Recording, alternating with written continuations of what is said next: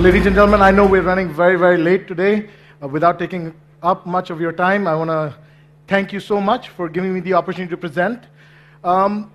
This topic, you, we, can, threw me for a bit of a toss. And I blamed Dr. Bhatia all the way because I said, what does this mean? You, we, can. This is such a broad topic that covers such a wide range of things: inclusion, diversity, teamwork, mergers and acquisitions. I mean, it just covers such a wide spectrum of things that it was very hard for me to decide what should I focus on.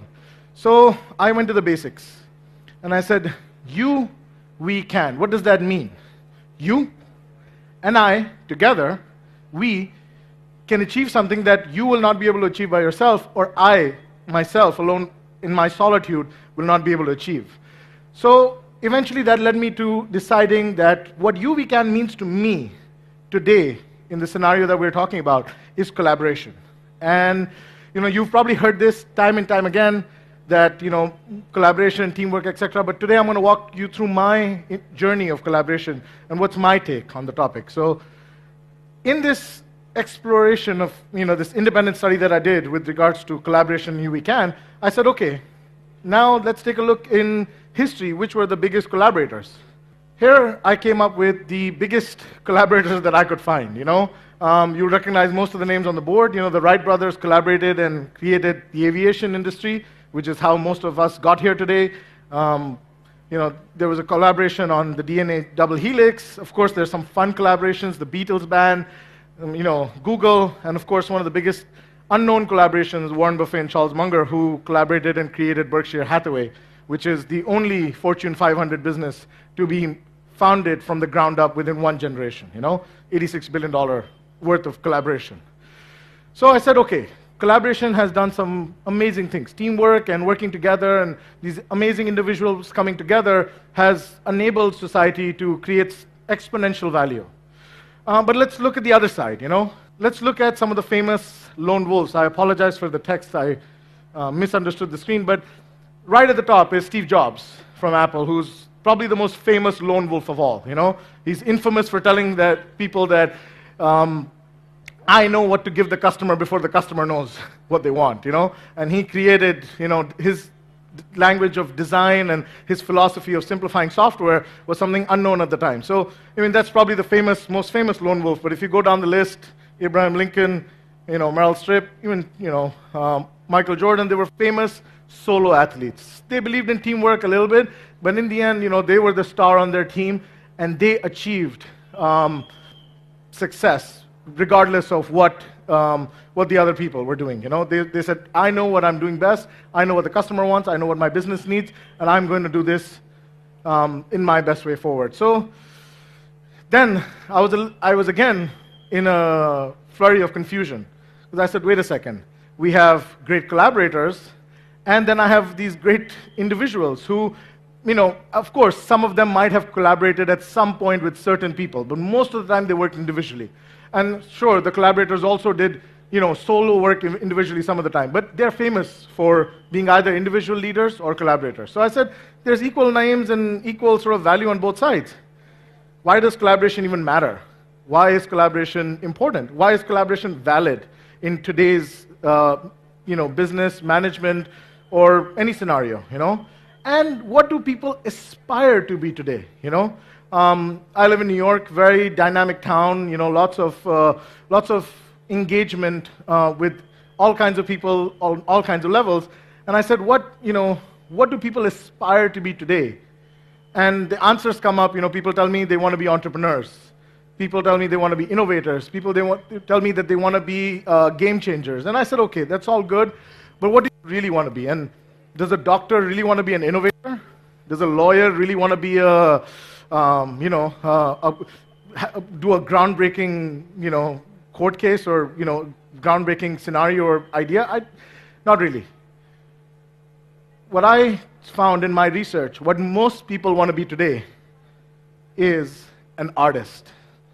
The ambition of almost every individual who is in any kind of working scenario today is to be an artist. And let me elaborate this point a little bit. You will hear this within your own companies. People always come to me and people will say, Vijay is a fantastic manager, but Amit is an artist. What Amit does, no one can replicate, They'll tell me, Vinay is a fantastic operator on the machine, but Sonali, she's an artist, Sonali can make, that machine do things that are not possible. If you want to give, so, within every aspect, within every field, there are doctors that I meet, who will tell me, oh, so-and-so doctor, Dr. Jack is very, very good. Oh, but Dr. Bill is an artist. Dr. Bill, if you go into surgery with Dr. Bill, there's no qualms in my mind that it'll be fantastic, because he's an artist. He's on another level that I just don't understand. And in my independent study, this is what I realized. I realized that people today don't want to be on the cutting edge. They don't even want to be at the bleeding edge. People today want to be legends. They want to be artists. They want to create something spectacular. They want value within their organization to be above and beyond what even they can expect of themselves, And that's what being an artist means, Being an artist means that you are doing something which you understand, but you don't fully understand, but you put your best foot forward, and in the end, the best cumulative result comes in, So I said, okay, if people today want to be artists, then let me look at some artists. And so I went and I studied for this conference about 300 artist schedules. And I said, okay, what does it mean to be an artist today? What does an artist's creative process look like? How do artists create? How do they think? How do they schedule? And the best guide I found was this book. And I took about 6 artists for you that I'm going to talk about, And I took a wide variety. I took a musician, I took a writer, I took a politician, an activist, and I took a few scientists and things like that, because most business people come from an engineering background, and most businesses display some kind of scientific technicality, especially if you want to be an artist in today's world. So looking at these schedules, these are the things that I discovered. Most of these artists started their day early. They finished most of the work by 2 o'clock, and by the evenings, they took out time to create and think. This is actually something that's really missing in today's world, People who tell me they want to be excellent at their job and they want to go above and beyond the call of duty, I only see that potential really come out if they have time to create and think. Most of us, including me, get caught up in firefighting on a daily basis, answering that 100th email that came in, making that phone call to that vendor that you forgot to call, or connecting, dots to that meeting that you have to meet with next week, and you have to, prepare and everything and do that. But how does that take away from your creative and thinking time? But these guys, they spend time dedicated on a daily basis to create and think. Then there were, some were folks of means, some were not.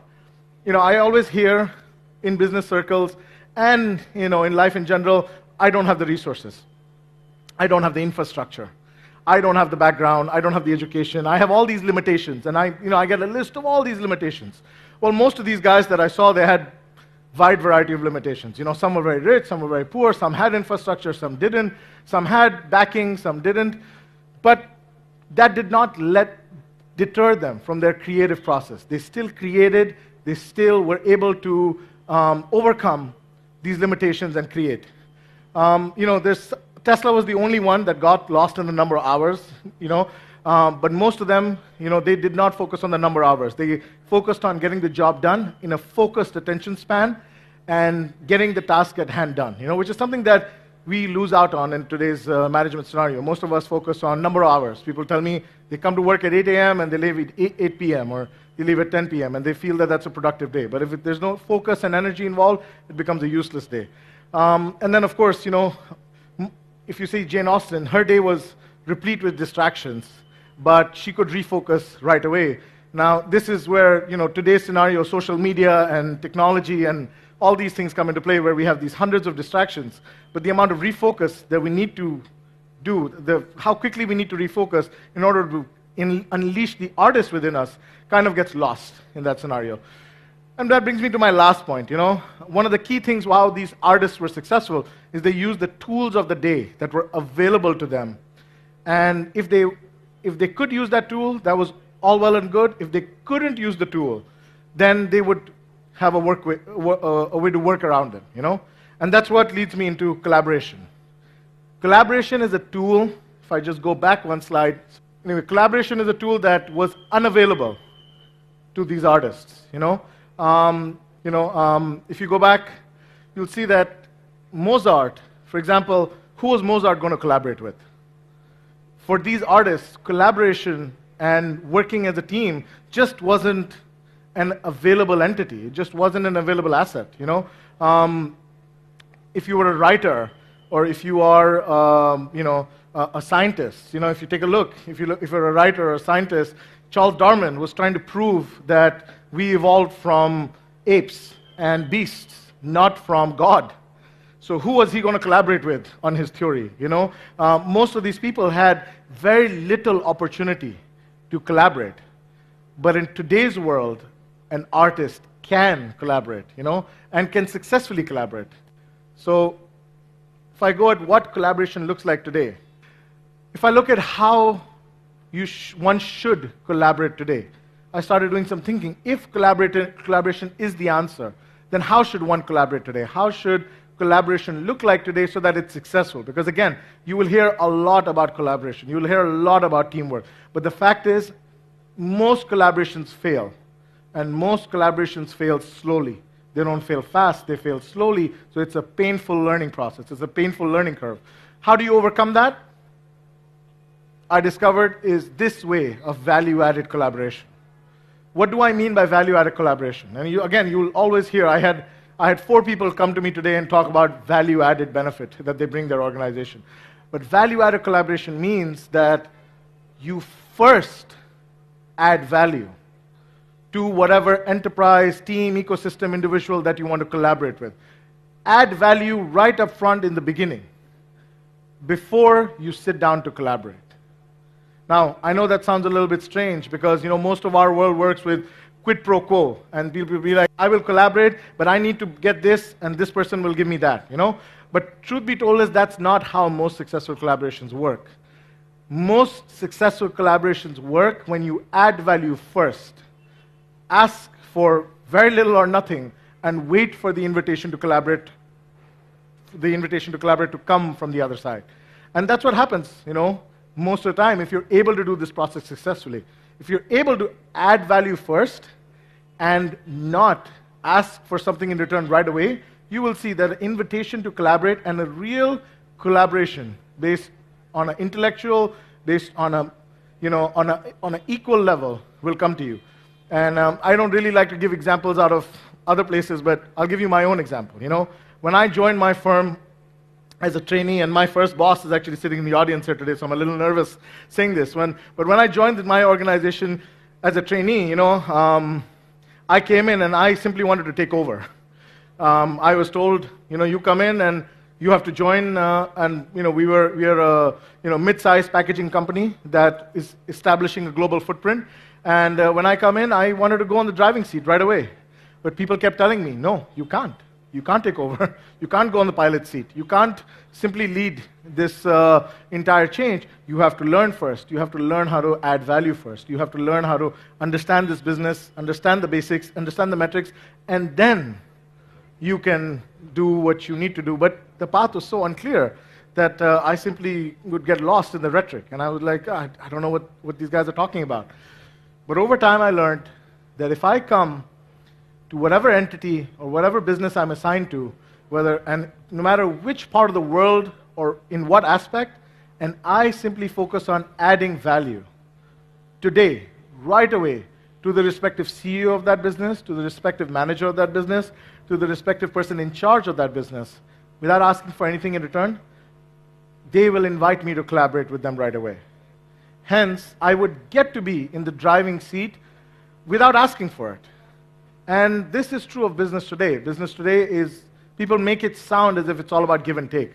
But the truth is, real collaboration gives from when you're not focused on taking. When you're focused on giving initially, figuring out how you can add value right away, and then waiting for the invitation to collaborate, or asking for the collaboration at that point in time where it makes sense for both of you, So after 8 years of not asking for collaboration, I was then made vice chairman of my company and put an independent in charge of where I am today. But again, it was because of adding value first.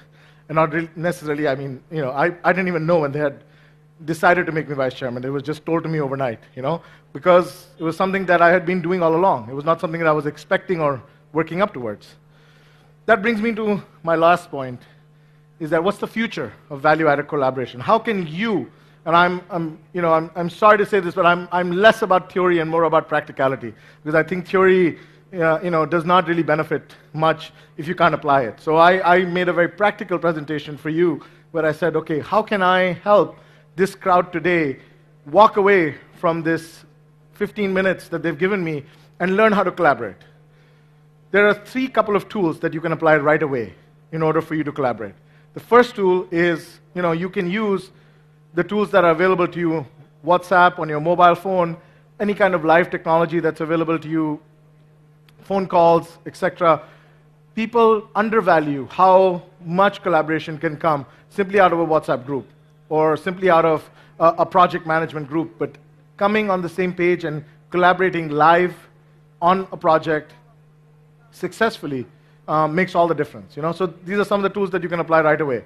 Second, and this is the second phase that you would have to set up, is collaboration works best face-to-face. Most people, they will be very good at collaborating on WhatsApp, they'll be very good at replying emails, but they will forget to set up face-to-face meetings and face-to-face sessions with the respective people that they want to collaborate with. The reason why all of us have chosen to come here today and meet face-to-face is because we see value in this interaction. We see value in this collaboration. But it's very important to use this as a tool and set up these meetings. And the third, and the rule that gets, the aspect that gets lost most of the time is, in today's world, is preparing in private and readying the groundwork for the collaboration that you want to do. Most people feel that they can walk into a meeting and collaborate on the spot spontaneously, that they will make up content as things go along, and they will do very little groundwork or do very little homework in preparing themselves to collaborate.